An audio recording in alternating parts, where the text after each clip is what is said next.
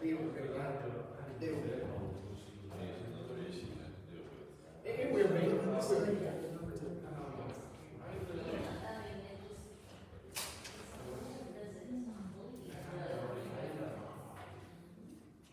Alright, I have 101 on Thursday, May 23rd, 2024. I go ahead and call the Lyon County Fiscal Court special call meeting to order. If you would, please stand with us and we get the invocation and the pledge. Say the invocation and then we'll do the pledge.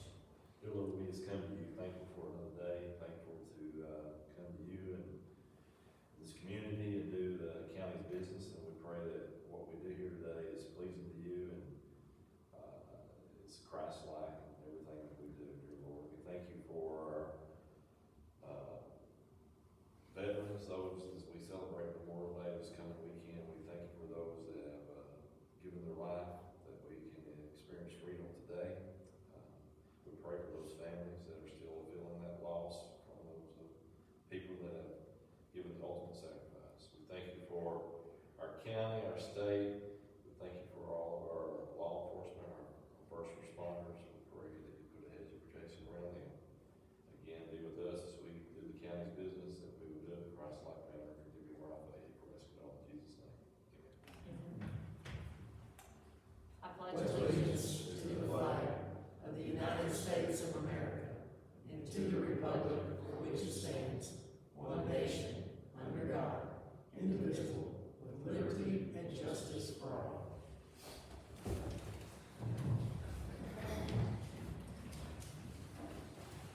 Do we have any visitor comments?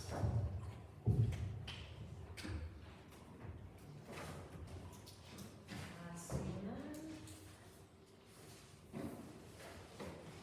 Minutes, we actually have 3 separate sets of meeting. We have April 11th, 29th, and May 6th. I'll entertain a motion for the April 11th meeting. Move to approve. A motion by Quinn, Second. second by Jeff. Any other discussion? All in favor, aye. Aye. Opposed, no. Motion passed. Alright. 4/29, April 29th meeting minutes. Motion. Have a motion by Jeff. Okay, Go ahead. I'll second. Any other discussion? All in favor, aye. Aye. Opposed, no. Motion passed. And then May 6th. Move to approve. Motion by Quinn, Second. second by Jim. Any other discussion? All in favor, aye. Aye. Opposed, no. Motion passed. Alright, Jason's here for the road department update. Currently, we're starting to push over in the second district. We're just slowly making our way around. We should be out on the road with Woodbury every day, and we'll be making it down to the third. Blue Moore's in the third, he's on Chestnut Oak. I got it back, all of them, so feeling it back. I picked up the parts for the back on Monday and currently working on getting the windows and all doors installed on them. We've got some driveways and stuff to put in, if the rain ever gives us a break. Cleaned the tree up this morning on Palisades, and fell last night, and Rob called me and says it had roll over, so we cut it, and thanks to Jeff and Jamie and Mr. Compton, they cut one out of the roof on me this morning. But that's about all I've got.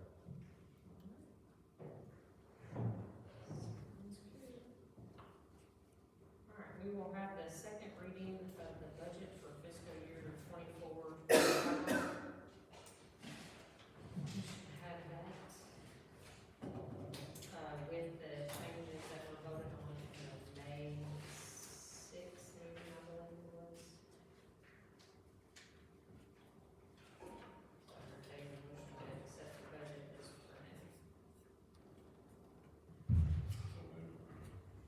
Motion by Quinn. Second by Jeff. This will be the second final reading of Lyon County, Kentucky ordinance number 09/2024, a budget ordinance. I will be reading this ordinance in a summary form only. A complete copy of this ordinance is available in the Judge Executive's office during Memorial salaries. Lyon County Ordinance number 06/2024 is an annual budget appropriation ordinance. Total budgeted appropriations for the year include from the general fund, $5,206,970. Road fund, $1,352,865.44. The jail fund, $454,180. House Bill 577 funds, $237,000. ABC fund, $41,600. DOJ asset forfeiture, $309.50. Treasury asset forfeiture, $100. Clerk document storage, $15,550. Opioid funds, $66,932.22.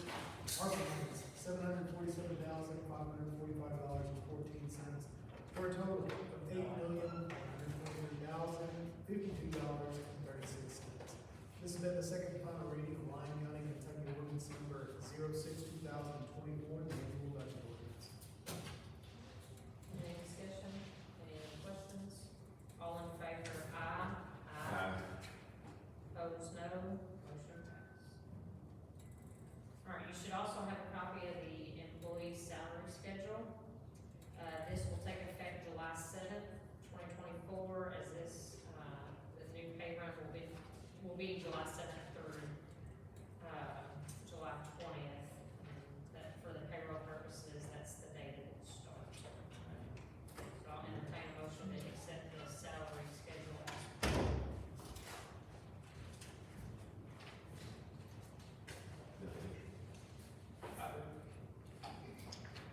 was it on the back of your budget? Make sure. If she didn't have a paper clip, you can bring it back. Look at this thing.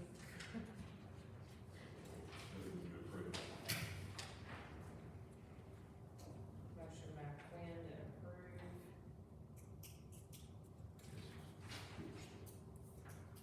Second. Second by Jeff. And just so you know, even though Bobby's not here, Bobby did come in and say he approved everything that was in his folder. So you all are aware. Any other discussion? All in favor, aye. Opposed, no. Motion passed.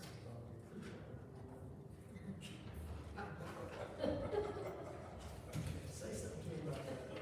Catch him in church. All right, you should have a copy of the Lyon County Library's fiscal year 24-25 budget. Ms. Leanne is here if you have any questions. And they got enough money to build a new sheriff's office right in the backyard right there at the building.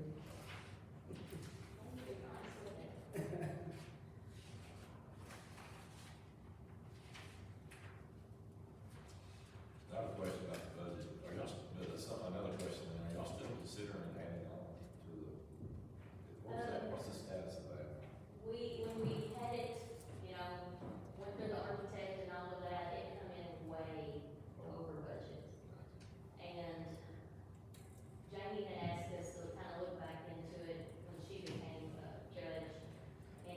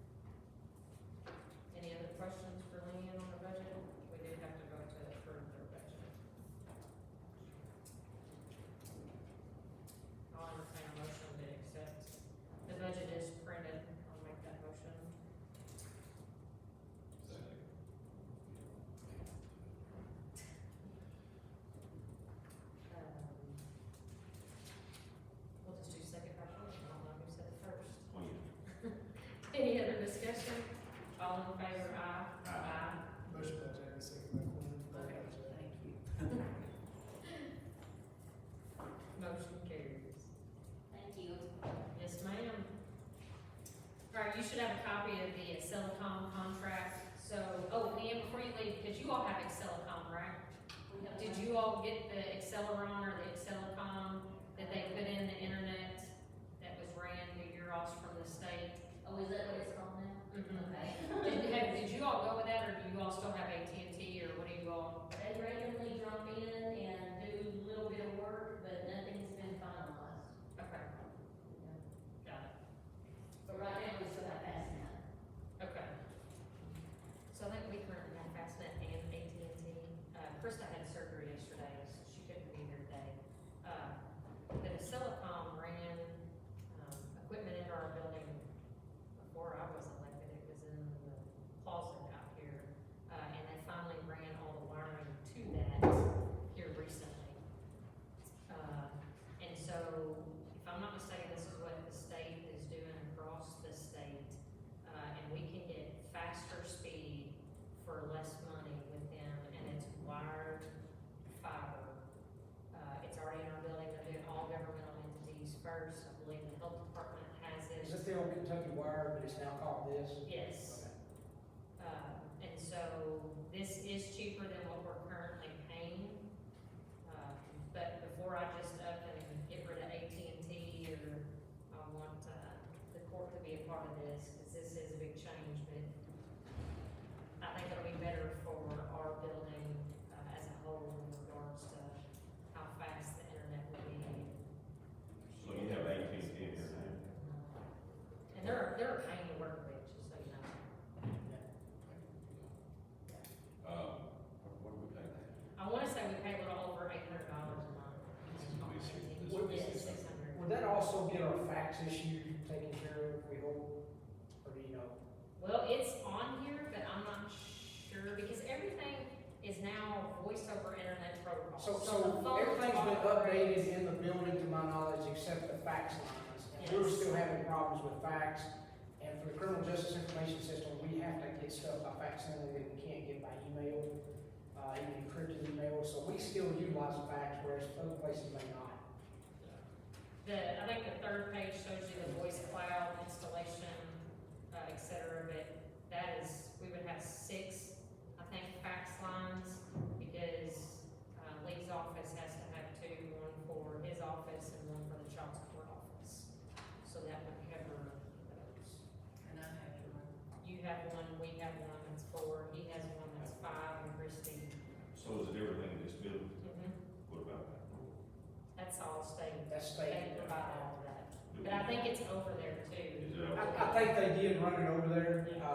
I'm pretty sure they have a much larger box like we do in this back room. So is it 600 plus the 9544, so it'd be almost $700 a month? Yeah, and we pay over 800 now for, pretty sure for AT&T. Did they talk to you about like trouble tickets and repair? Krista went to this meeting because she handles all this. She's the one that deals with AT&T on every issue and has all the emails. But I mean, That's the only thing, Yeah. you know, and this that's is. where we had a problem with AT&T is getting trouble tickets put in, get them actually responding. Then on our old phone provider, AT&T would point the finger at them, and the other phone provider points the finger. It's very frustrating for us to, when something go down. If I'm not mistaken, and we can table this one until the 7th, where I can get you the exact information from Krista, so she could be here. But I wanna say his fax lines alone was like $120 just for his office.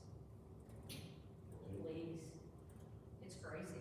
Well, I mean, your confidence is, your confidence saving money, right? Yes. That's something I don't. Yep. I don't think we have, I was just curious how much we were saving. And it's a 3-year contract. And it is a 3-year contract, yes.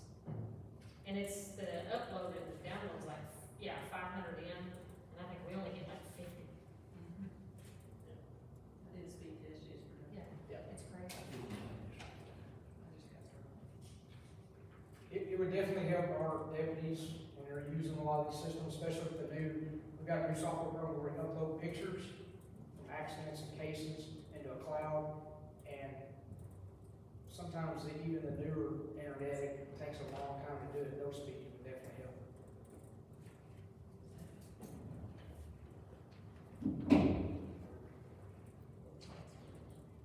Yeah, I mean, that's fine. I wanted to bring this before you all, something like that, I just don't wanna up and change.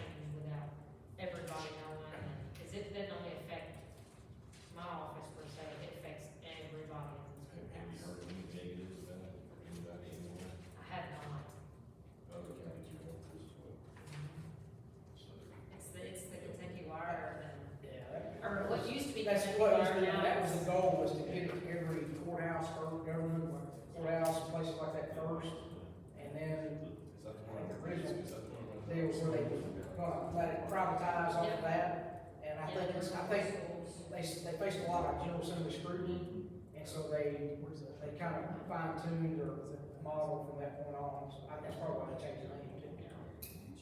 Well, you got Telecom and then you got, Connexon. Connexon's doing the public utilities and the Telecom's doing the other.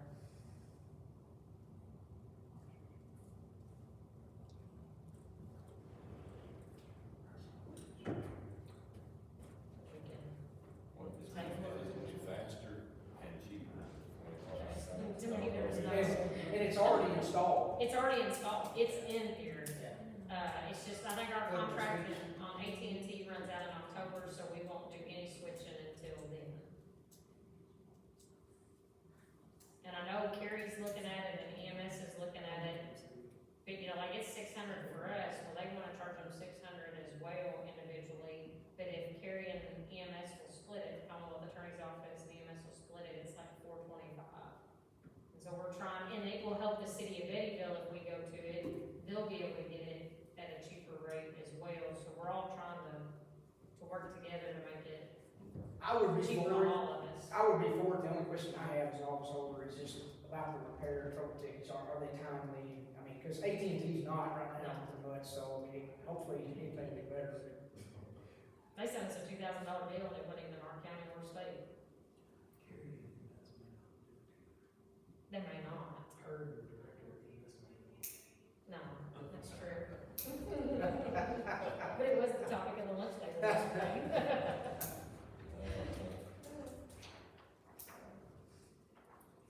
But I mean, I would entertain a motion to accept it.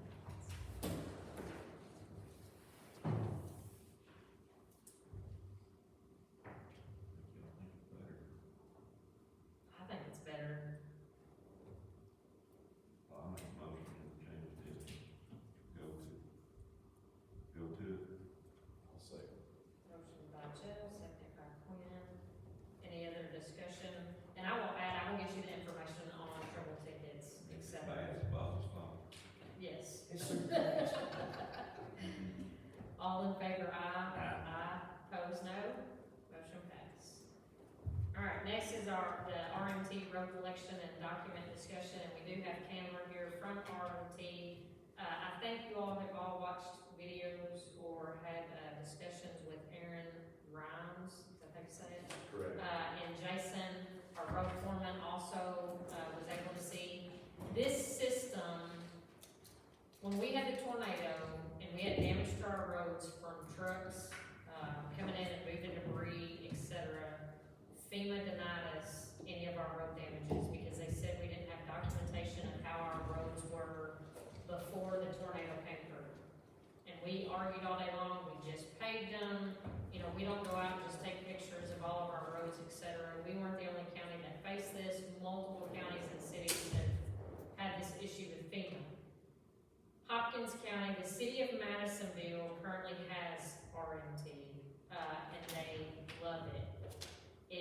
They provide equipment that has sensors on it that go on the vehicles, and they upload our roads, county roads. So just because you're driving on 62, it's not going to get that documentation, just our county roads.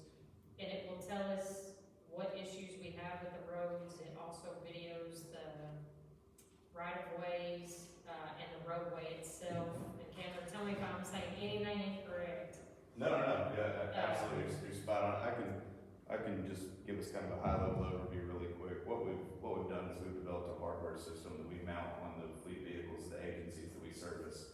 And what it does is, as those vehicles are just going about their normal daily routine, we're passively collecting all the pavement condition data.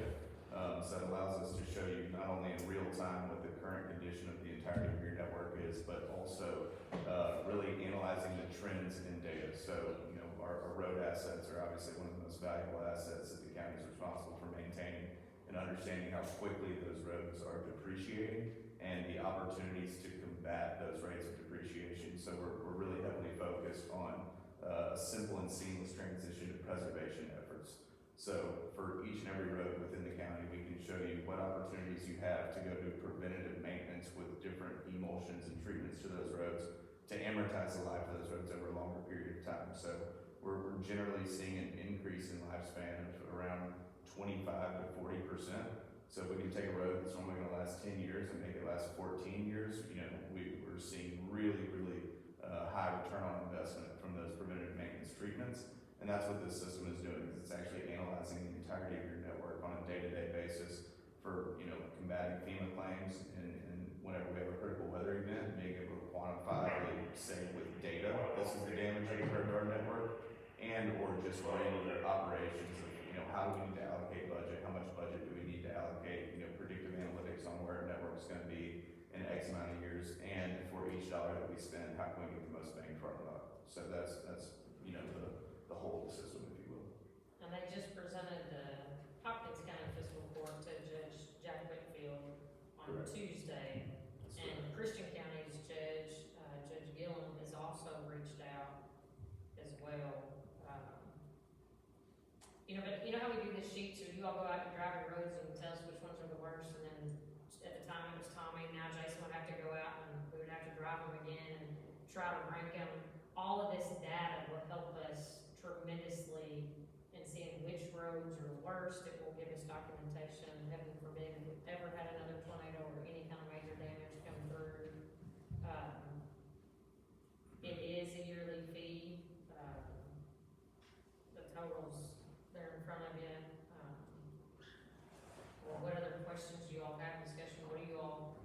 So you're saying a fleet of vehicles, how many vehicles does this, It would be on our vehicles, it would be on the road department's just the road vehicles. department? It could be on his as well, and if Put 'em on any ours. equipment is damaged, you all replace it, is that correct? That's correct. So we're a software as a service platform. We provide all the hardware. The hardware is warranted indefinitely. We have a full installation team that's gonna come out and actually do the install. And if there's ever a failure in the system, no problem. We'll either send you another one if we have somebody trained to do the plop and flop replacement, or we'll dispatch our installation team to come out here and replace the hardware.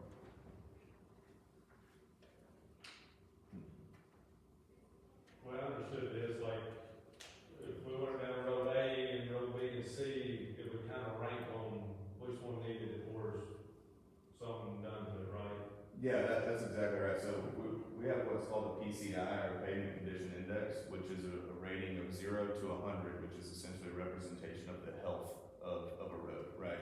And so you'll be able to see for every single road in the entire county, what is its PCI and what is its current health score, if you will. So you can rank and filter those. Not only can you see what is its current health today, but you can see how much is it depreciated on a month-to-month basis or on an annual basis. We can also geofence this into different districts, so you can see what is the actual health of the road network within District A versus District B. And then finally, what we do is we're gonna highlight all the roads in your network that are opportunities or candidates for different preservation treatments, and what the projected return on investment from that preservation treatment would be. So since this is a crowdsourced platform, right, let's, you know, say for example, you know, Hopkinsville or Madisonville were to go try a new emulsion on their roads, right, to try and make their roads last longer. If our system is seeing really good results from that, then we're going to be able to automatically suggest to you all which roads in your network would be candidates for that treatment type, and also how much extended life you can expect to get out of that road. But it's not just done from a single case study somewhere in the country, right? It's actually being built off of real data being collected by your neighbors. So it's truly communal collaboration, if you will, to drive faster adoption of best practices. And I had Randy do some research, he looked at some GoPros, he looked at different data storage platforms. If we were to put a GoPro in our vehicles and try to capture that data, there's no way we could afford the storage data capacity. I mean, when you're talking about taking pictures and driving each road, this equipment does it all for us. If you put it on emergency responder vehicles such as deputy sheriff vehicles, Absolutely. would we have access to like some of the real-time, not real-time, but information about where all they've been, like on patrol, like, so I can go back to getting a mileage report to how many roads mileage. Used to, the sheriffs had to provide a mileage report to the fiscal court. That kind of went away several years ago. But could I access that, or could the judge access that to where we could be able to say how many how many miles we were actually on the road? Yeah, so, you know, we've got a couple different modules here, right? So there's several different pieces of hardware. We do have a fleet management and tracking module. So right now, it's designed to be anonymous in terms of who's collecting this road data where. But if you wanted to upgrade to our fleet management module, which is just $20 per vehicle per month, I mean, I can send you notifications of check engine lights. I can show you exactly where every single vehicle was. I can set up automated maintenance notifications. It's a full fleet management system. And this is all a cloud-based platform. So you can just log in and see all this information from any device that has internet access. And we'll give you guys as many user licenses as you would like. We don't limit the number of user licenses. Did you have a question? I like what I hear. I mean, my only question is, it's 35,000, so we're not getting any more money, so something's gotta be taken away. That's my concern with it. And I might be able I to guess help. it comes out of the road fund, correct? It will. Yeah. And I might be able to help address that as well, right? You know, so if we wanted to kind of put this into context of if we were to not spend this money to be able to see exactly what's happening throughout the entirety of our network in real time, and we were to maybe invest that money in materials to go actually pave more roads, what would that be the equivalent of? So, you know, right now, your average cost for a mill and overlay per mile of road is about $220,000, right? So, for this $35,000 on an annual basis, we can see the entirety of the network in real time and make better, more informed decisions on how to make these roads last longer, or we can go pave a sixth of a mile of road, which, you know, looking at the size of your network, really good. That doesn't move the needle, if you will, right? Going and paving a sixth of a mile of road. The other thing is that this data makes you so much more competitive in a competitive grant environment, because we're no longer just raising our hand and saying, hey, we've got poor roads. We're saying this is the exact condition of our roads. This is how much money we need. This is where we're gonna allocate it and why we need it. And this is what happens if we don't receive this funding, right? So it really builds the case that you need to go into that competitive grant landscape. Every single one of our clients that has applied for grant funding has received more money in grant funding than our system will cost them, in most cases, over the next 10 years. As an Do we have grant funding in the state? Well, I'm wondering if it's like, the discretionary funding, which was just removed from us, legislature. Cause I'm not exactly sure what grants they're going after. This is other states, I'm assuming. Yeah. They're talking about the grants. Are you talking about that here? Most of which have been other states. I think that Frankfurt, which is a client of ours, received some SS4A funding. So SS4A is the example that I would use here. So last year, 100% of applicants that applied for the planning and demonstration, which, you know, our system would qualify for, from a use of funds perspective, 100% of the applicants received that funding, and the average allocation was $207,000. So, you know, obviously that's a pretty quick and easy decision right there, right? It's an investment, not an expense. So the SS4A, we did do a resolution last year through the PAD office, and we are eligible for some of that money back, but we have to do what the state has requested us to do, which will be the iPad, and Matt Cartwright will have to drive those SS4A roads, which is 36 miles in our county, and collect that data, but then we will be eligible for that reimbursement, which could be applied towards this for the first year, but it's only the first year. One thing I liked about it was, I'm gonna use Elkhorn Tavern and Pleasant Valley for instance. If we run the roads with that, and to our eye, Pleasant Valley needed paved, but according to the data, Elkhorn Tavern needed it. So we went and done Pleasant Valley, and then Elkhorn Tavern had a come apart. You know, we spent money in one spot when we should have spent it in another.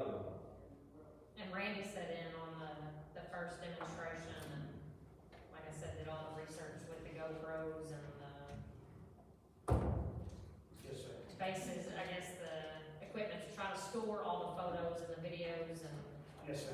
The data is stored online by the company, which is a major part of it. Because if you try to store all this data online ourselves, I mean, you'd be talking something that would extend our capabilities. And plus, it's not video, it's actually short photo bursts. So it takes them at every point, every time, so it shows you changes in the road and also the road conditions. And I think maybe one really important piece to point out here is that all of this is happening in the background. There is no action required by any employee. As they are just going about their normal day, all of this data is being collected.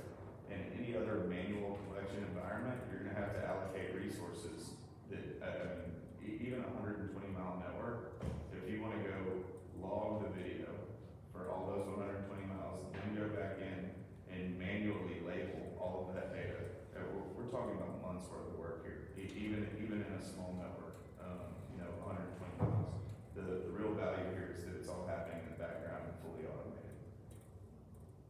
And on a daily basis, right? You don't get one survey, you get 365 a year.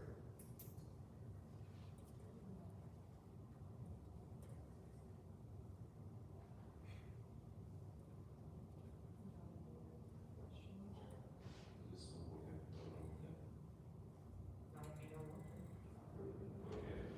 Here's what I'd like to know. I like Jeff, I'd kinda like to sit on this for at least a month. Here's what I'd like to know by the next meeting. If we decide to do this, we've already passed the road budget for next year. So we're gonna come in the budget, correct? yes. So how would we amend the budget, what's it gonna look like if we go R&D? Right, the carryover, which in the budget, the carryover is estimated lower than what it's more than likely going to be. Because I estimate that extremely low, because I thought I'd rather add in than have to reduce it and not have enough in it to begin with. So what about years 2, 3, and 4? We were blessed this year with the county road aid going up, I'd like to see us continue to go up.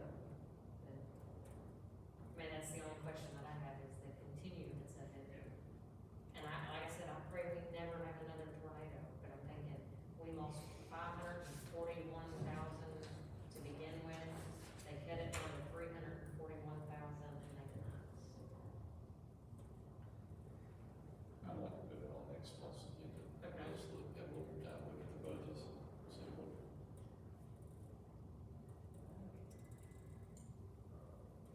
So I have a motion by Quinn to table until next month. Second. Table indefinitely, suspend indefinitely. Correct. By Quinn, seconded by Jeff. Any other discussion? All in favor, aye. Aye. Opposed, no. Motion passed. Thank you. Thank you, Taylor. Alright, I make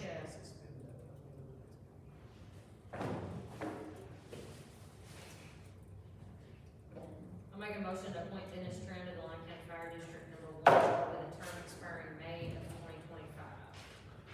Second by Jeff. Any other discussion?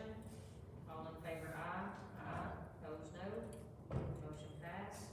Make a motion to appoint Randy Dykes to the Line County Fire District Number 2 Board with a term expiring July 2025. Second by Jeff. Any other discussion? All in favor, aye. Aye. Opposed, no. Motion passed. All And I right. have a question, when he slide in the same position that Kenny had? Not as far as chairman, because they have to vote on that amongst themselves. Yes. I'm gonna pass 14 for just a quick second. We don't have any fund transfers, but we do have transfers, so I'll entertain a motion to accept the transfers as printed. Motion by Quinn, second by Jeff. Any other discussion? All in favor, aye. Aye. Opposed, no. Motion passed. Clerk, you should have the finance officer's report, the treasurer's report, the clerk's report, and the sheriff's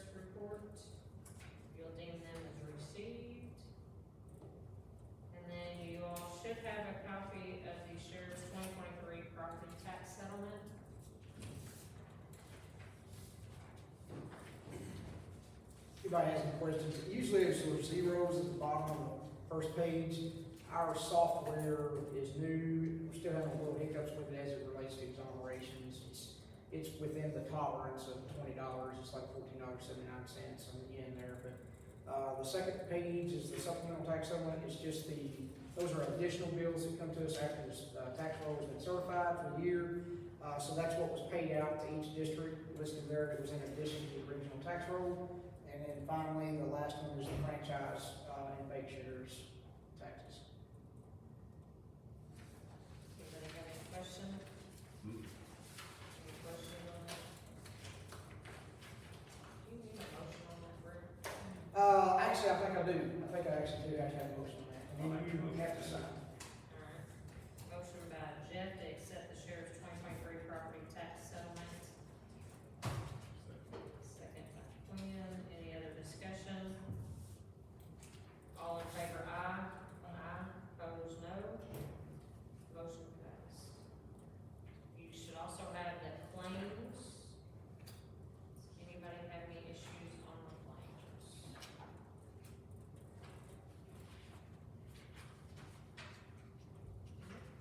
We will deem the claims to be paid. Alright, so we'll go back, we don't have 24. We'll go back to number 14, which is the medical marijuana discussion. So if you all have been made aware, through PACO trainings and other things, the state has passed a bill enacting medical marijuana. You should have in your packet a sample ordinance that was provided to us from PACO, a sample resolution provided to us from PACO, along with some the regulations, frequently asked questions, and a copy of I printed their website to where you can see the House bill, etc. I will tell you, I'm meeting tomorrow with local medical providers that are in our county tomorrow to discuss this, to get their take and thoughts on this as well. But the state is looking to see if we will enact something before June 30th. If we don't, it has to be enacted before, or we take no action before December 31st of 2024. But January 1, if an ordinance or anything is passed against it, those that have already received licenses will be grandfathered in. There will be 4 licenses in our region. Dispensary licenses, all other licenses are by lottery. If you watch that training, that was on there as well. So what if everybody in our region has an ordinance not to provide or not to offer cannabis? Do those 4 go across the state? Well, it would have to be every county and every city in our region that refuses it, so. I think it's kind of a market-driven approach is what I think they're doing. They're looking to see I didn't know, I was ignorant because I haven't seen it I missed the one, PACO session, but I know that I was of the belief before the General Assembly did what they did, that this was gonna be a total state-run program, that there was not initially going to be the ability for local entities to receive fee revenue off of this, like alcohol. But according to you all, it is, and it can be passed by ordinance, correct? That is So correct. I'm wondering if they're wanting to see what percentage you're gonna put in your ordinance to then decide where this is gonna be at from a market standpoint. You know, my background, some of it's in economics, and I was just wondering if that's what they're trying to get done too. But if we're not gonna get anything out of it, I don't know why we would do it, but if you know, there's pros and cons either way there. Maybe we're about more problems in our community, potential problems. I'd be interested in what the physicians are gonna say. Yeah, that's what I would. And the other thing is like this is the only prescribed medication, that they're putting on counties and or cities to pass either for or against it. controlled substance. And I don't know when I know the Biden administration just came out and said they're administratively regulating cannabis to Schedule 3 to where it can be medicinal nationwide, or being approved by the federal government. Lee, do you know when that goes into effect? I don't know. If it's a regional approach, from my standpoint, I'm kind of like Quinn. If it's a regional approach, there's only gonna be like 4 in our area. That's definitely gonna bring those people with those issues to our community. And I have resisted that in the past in similar situations when we have set up drug deals with drug dealers from other counties in our community. That brings the problem here. So I just don't, even though it's gonna be a legal entity, sometimes that brings with it other problems, and that would be my only concern. It's different with the region. 4 in the region, that, are we in the same one with Christian County? We're in with Christian and Hopkins. I said, according to that, I figured that's probably the ones that would get the. I'll tell you exactly who we're in. Their goal is for nobody, according to this video, for nobody to drive further than 1 hour. Yeah, that's what I heard. I do remember them testifying about Yeah. that. Okay. So. And that's if it's, say if it's in Christian County, that's what it is. It's Lime, Caldwell, Trigg, Christian, Hopkins, Muhlenberg, and Todd.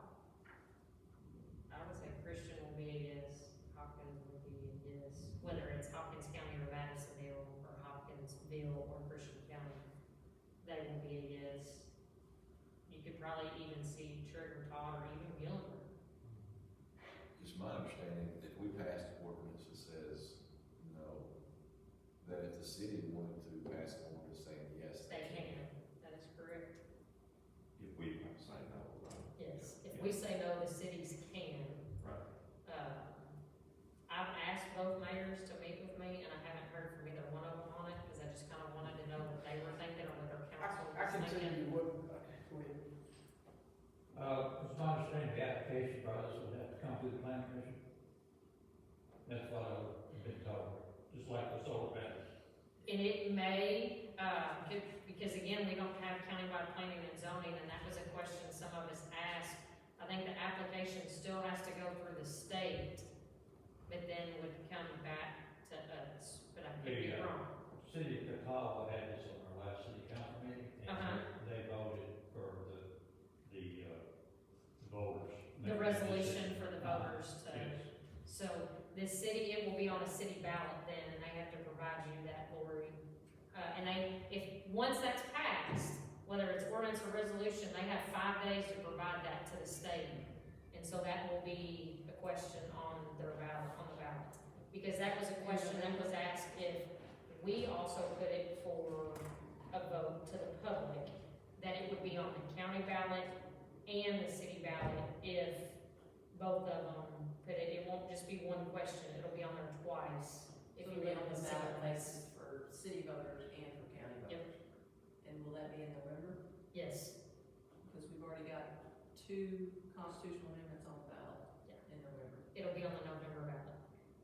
And that was the other thing, people can start applying for the licenses before the November election and potentially get a license, and the voters vote no, then they will lose their license for that area.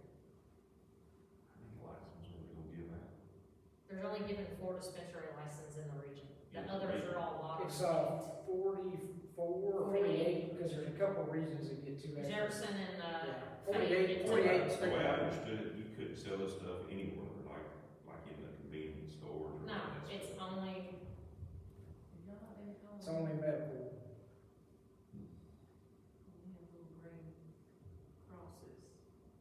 Like instead of the red cross, they have green cross. Where's that at? In Colorado. I'll tell you, there's a county that their magistrates and their judge went to Illinois to look at them, just to understand them and see what it looks like on the inside. I think there's one in Metropolis. We go There to is. eight. Yeah, it's recreational, full recreation in Illinois. It went from medical to full recreation. Okay. So, we pull over somebody suspecting drugs.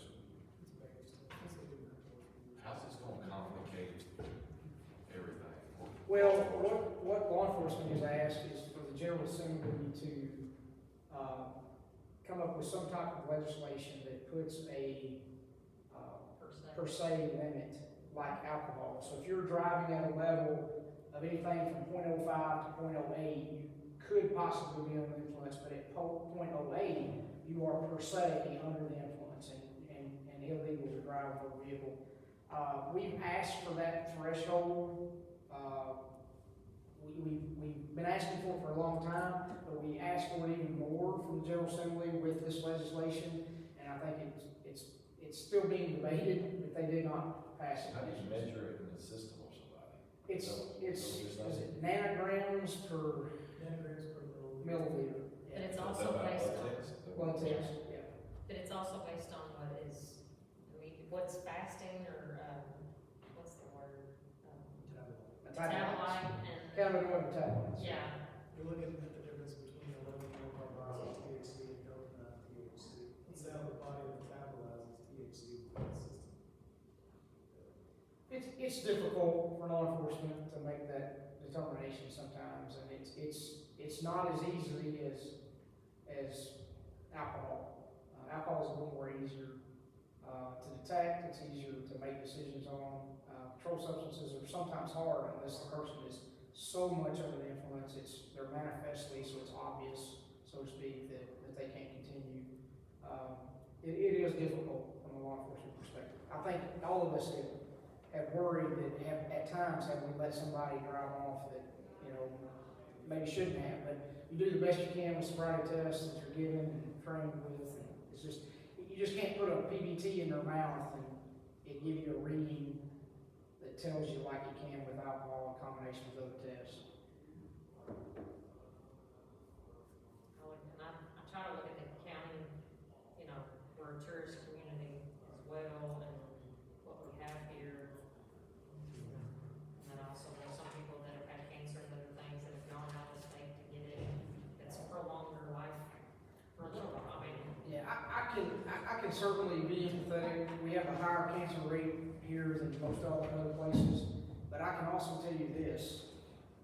The THC consumption we've seen in teenagers and young adults today are like up to 30% THC levels, whereas when we were kids, it was probably 8 to 12% THC levels, so it's like over double that now. It's pretty scary to see some of these people and how high they can get on this stuff in concentrated amounts. So is that the way they raise it now? Is that? So the THC factor in some of these synthetics is higher, but even some of the marijuana that's grown now, they've gotten so good with biotechnology that they can get that THC content way up 28 to 30%. So and it's not just, here's the marijuana, this is it. I mean, when I was in, and he can attest, if we got anything from California, different places, it was blackberry this and bubblegum this, and, it's higher. but they all had different names. Oh, yeah. And, I mean, it was crazy, the difference in all of them. You all smell marijuana in my office sometimes when we open the door. You would be shocked if I showed you actually how much marijuana it is. It's a very small amount. And the higher the smell, usually the higher the potency. The higher the potency, yep. But I am empathetic. I've had a lot of family members with cancer and different things just like y'all have, and I think it's still a gateway drug. I've witnessed that for 29 years. I don't choose to, I wouldn't choose to use it myself, but I can see that there may be some people who could benefit from it.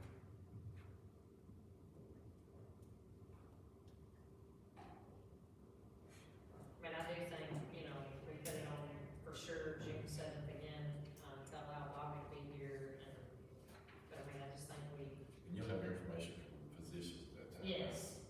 And if one of y'all wanna attend with me, it's tomorrow at noon. So, In here. no, we were gonna go eat lunch, I mean, cause that's their lunch hour, cause they work every day, and so they were like from 12 to 1, we're free on this day, and so we were gonna eat lunch at one of our local businesses, and they were gonna provide their input, and actually appreciated me reaching out to them to ask them, cause you have to have a physician, that has the certification to even prescribe it, and, I mean, it's a long one in particular really, really appreciated it, and was like, I have some major concerns and other things, so. I like this one, for sure. I'll be honest, my tendency is to say no, To say no, but I like your face on the floor. absolutely. Yeah, I'm saying, I'd like to hear some more. That's why it just says discussion, no vote, so. All right, y'all have anything from, here from magistrates? Lee had to step out and go to the dentist, so that's where he went off to. Appreciate it. Did get one good email from Morgan Alley from Senator McConnell's office that they did put the Lower Cumberland in for the WRDA for 2024 to do a study, so I was very appreciative of that, to do some stabilization. I haven't, because the subcommittee got it and they can mark it up, so I'm afraid to say anything until the subcommittee's done. You already went to DC today on our own. So, we did apply through Congressman Comer's office for, a direct appropriation for, radio equipment for our law enforcement. Originally, it was law enforcement, fire and EMS. They come back and said fire and EMS are not eligible. And so Brent worked to get them to amend the quote, and it was submitted up. Congressman Comer did put his signature on it.